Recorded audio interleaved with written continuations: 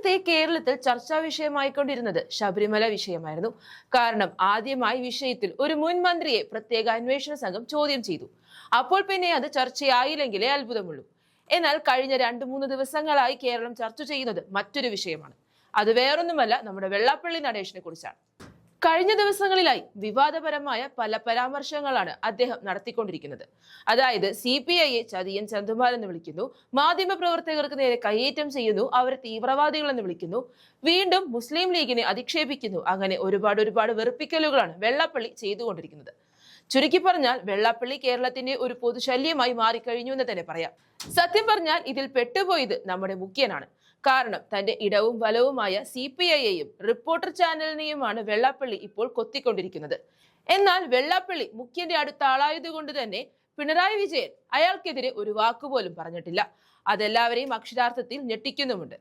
പക്ഷെ എന്നാലും ഒരു ചോദ്യം ബാക്കി നിൽക്കുകയാണ്.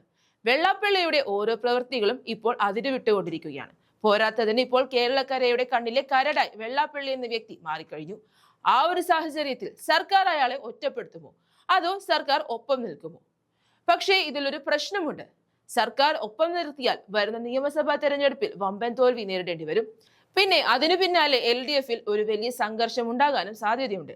അല്ലെങ്കിലേ ഇപ്പോൾ വെള്ളാപ്പള്ളിയുടെ പേരും പറഞ്ഞ് പൊട്ടലും ചീറ്റലും ഒക്കെ LDFന്റെ ഉള്ളിൽ നടക്കുന്നുണ്ട്.